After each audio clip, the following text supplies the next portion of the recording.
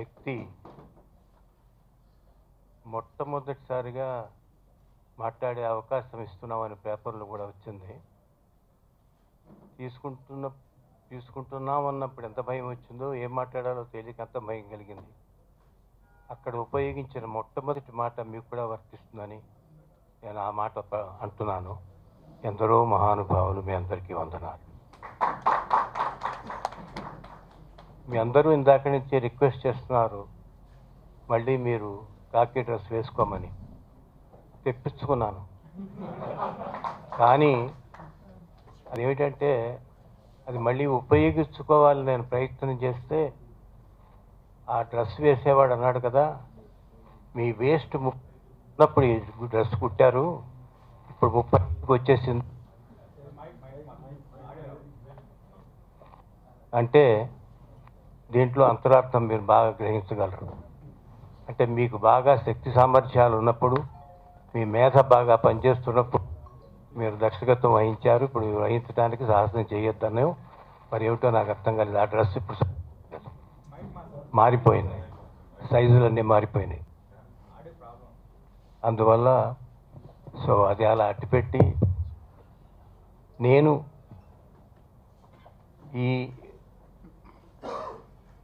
Award తీసుకోగానే ఇంతమందికి ఇంత దూరంగా అయిపోయి ఏదో విభిన్నంగా ఉన్నట్టు కనిపిస్తోంది. కానీ ఇన్నాళ్ళు మీలో ఒకటిగా ఉండి అంటే ఇది మనుషులు కొంచెం దూరం చేస్తుందా అని కూడా అనిపిస్తోంది. ఎద్దనపూడి సులోచనారాణి గారు అన్నట్టు మీరు అవార్డు తీసుకుని ఒకసారి హై జంప్ చేశారండి ఆవిడ. అట్లా అనిపిస్తోంది నాకు. ఈ సందర్భంగా మళ్ళీ అవకాశం ఉంటుందో ఉండదో, జర్నలిస్టులతో చాలా సంబంధాలు నాకు సత్సంబంధాలే ఉన్నాయి, కానీ ఒక చిన్న చిరు చాలా వెరీ థిన్ చేదు అనుభవం ఉంది. అది పంచుకోవాలని వాళ్ళు అనిపిస్తోంది నాకు. నేను స్వాతి కిరణం కాళహస్తిలో షూట్ చేస్తున్నప్పుడు దేవాలయంలో మమ్ముటి గారిని పూర్ణకుంభంతో ఆ దేవాలయపు అధికారులు ఆహ్వానం చేసే సన్నివేశం నేను షూట్ చేస్తున్నాను.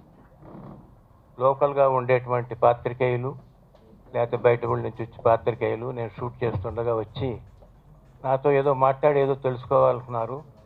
అయ్యా, నా చిన్న బ్రెయిన్ ఇది పనిచేస్తున్నప్పుడు ఇంకో ఆలోచన పెట్టుకుంటే ఈ షూటింగ్ చేయలేను. లంచ్ టైం అని ఒకటి ఉంటుంది, I can forgo my lunch, అప్పుడు మనం మాట్లాడుకుందాం అని చెప్పడం జరిగింది. వాళ్ళు మన్నించారు నన్ను. నా షూటింగ్ జరిగింది. లంచ్ టైం రాగానే వాళ్ళు కలిశారు, మాట్లాడారు, కొన్ని ప్రశ్నలు అడిగారు. నేను చెప్పిన 2 విషయాలు ఉన్నాయి దాంట్లో. అదేమిటో నా అదృష్టం, ఈ మాట గుర్తుపెట్టుకోండి, అదేమిటో నా అదృష్టం. నా సినిమాలో యాక్ట్ చేసే ప్రతి నటుడు కొంచెం విభిన్నంగా కనిపిస్తాడు, నంబర్ 1. అది నా అదృష్టం అనే మాట అండర్లైన్ చేస్తున్నాను కావాలని. రెండో విషయం ఏంటంటే, ఇలాంటి చోట ఒక దేవాలయంలో షూట్ చేస్తున్నప్పుడు కూడా చాలామంది వచ్చి పాదాభివందనం చేస్తూ ఉంటారు. అది చాలా ఎంబరాసింగ్గా ఉంటుంది. కావాలంటే కాళ్ళు చేతులు కడుక్కుని బయటకు వస్తాను నాయన, మీరు దండం పెట్టుకోవచ్చు, కానీ దేవాలయంలో మాత్రం వద్దు, చాలా బాధాకరంగా ఉంటుంది, మంచిది కూడా కాదు ఆయుక్షణం. అది రెండో మాట. అయిపోయింది, షూటింగ్ అయిపోయింది, చాలా రోజులు గడిచిపోయినాయి. ఎప్పుడో ఒకసారి చిరంజీవి గారు నాకు కనిపించి, నేను ఒక విషయం అడగాలనుకుంటున్నానండి మిమ్మల్ని అన్నాడు. చెప్పు, ఏమిటన్నా? ఏది మీరు చెప్పుంటారు బహుశా, అయినా కూడా నాకు తెలిసిన విషయం పత్రికలో చదివాను అన్నాడు. ఏమిటి చదివావు నువ్వు అంటే, పాదాభివందనం చేయించుకుంటున్న ఏకైక దర్శకుడిని నేనే, నెంబర్ 1. నెంబర్ 2, నా చిత్రాల్లోనే నటులందరూ విభిన్నంగా నటిస్తారు, అలా చూపిస్తాను అయ్యా.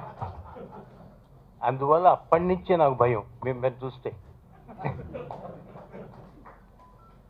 అందుట్లో మాట్లాడాలంటే మరీ భయం. అక్కడికి ఆలోచించి ఎంత జాగ్రత్తగా మాట్లాడుతున్నానని అనుకున్నా కూడా పొరపాటున ఎక్కడైనా ఏదైనా ఒక స్పెల్లింగ్ మిస్టేక్ వస్తుందేమో,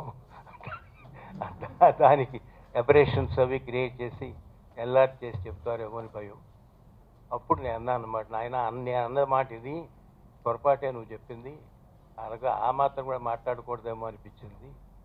మరొకలా కాదు, వాళ్ళు కూడా బహుశా వాళ్ళ అభిప్రాయం చేర్చుంటారు. ఎందుకంటే వాళ్ళు చూసిన దర్శకుడు ఇలాంటి ఒక్కడే వింటాడు కాబట్టి అలా రాశారేమో అని సరిపెట్టుకోవాల్సి వచ్చింది. కానీ ఇది జనానికి తెలిసిన ఏంటంటే ఎంత పొగరుమోత అని వస్తుందని.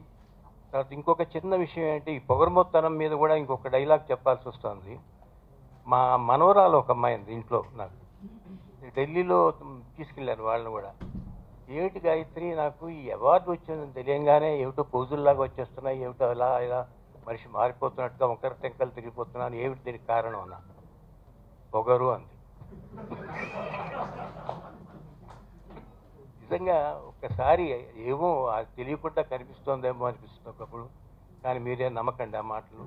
అప్పటి నేను ఏమీ మాట్లాడలేదు, నాకేదో కలగా ఉంది నిజంగానే. ఎప్పటికప్పుడు ఎంత తలుచుకున్నా, ఎందుకంటే ఇప్పుడు మన శంకరాభరణంలో అదురావలంగే డైలాగ్ లాగా మనవాళ్ళు మనవాడి ఆహా ఓహో అంటాం వేరయ్యా. ఎక్కడో కర్ణాటక దేశంలో గండపెండేరని తొడిగి గజారోహణం చేయిస్తున్నారంటే కాదంటారేటు వీడు అన్నట్టుగా తమిళనాడు నుంచి ఎన్ని ప్రెస్ నాకు వాళ్ళ దగ్గర నుంచి నాకు ఓవర్ ది ఫోన్ ఇంటర్వ్యూస్ తీసుకుంటున్నారు. ఓహో అంటే తమిళనాడులో మా సినిమాలు మాకు కూడా పాపులర్ అయినాయి. ఇప్పుడు మన శంకరాభరణం గురించి మాట్లాడుకుంటున్నాం కాబట్టి మా కాశీనాథుని వారి వంశం, ఏడిద వారి వంశం 4 జనరేషన్స్ వరకు మేము దీని మీదే బతకాలి.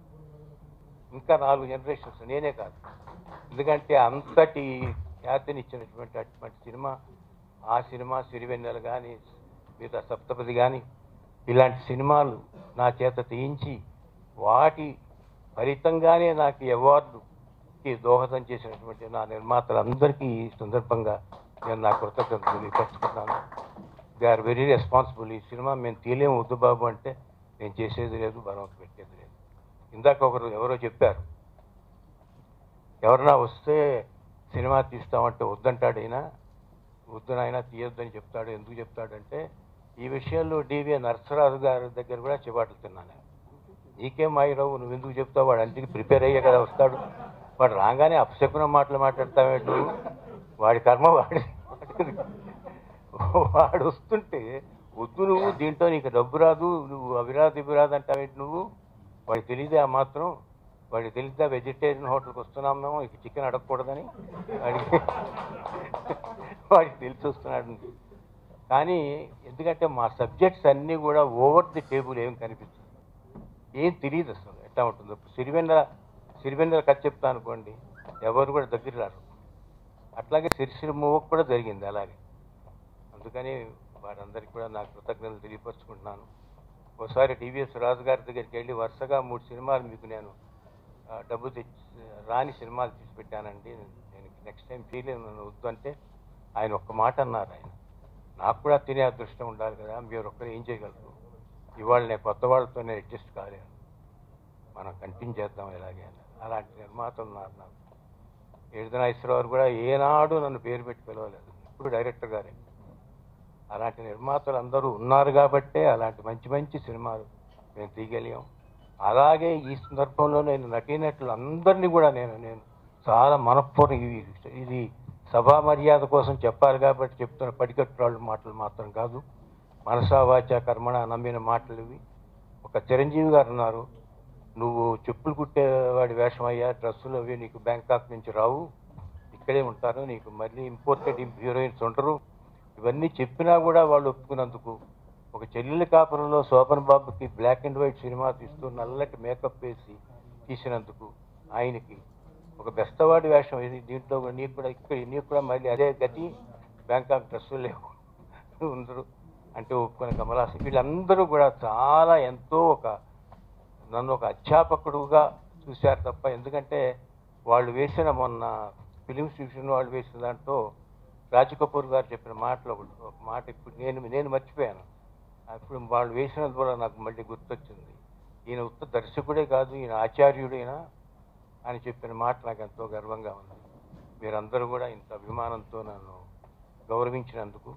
కానీ ఒకటి మాత్రం మీరు మర్చిపోవద్దు, నేను అప్పటికీ ఇప్పటికీ కాశీనాథన్ విశ్వనాథనే, దాదాసాహెబ్ ఫాల్కే అవార్డు ఇవన్నీ వద్దు మనకి ఎందుకు, మనకి ఇవన్నీ తల్లిదండ్రులు చక్కగా పెట్టిన పేరు, బియ్యంలో రాసిన పేరు ఒకటి ఉంది, ఇంకొంచెం ఉంది కానీ ఆ పేరు ఇప్పుడు కట్ చేసాం, విశ్వనాథ బాబు అని పెట్టుకున్నారు ఇప్పుడు వాళ్ళు సరదాగా.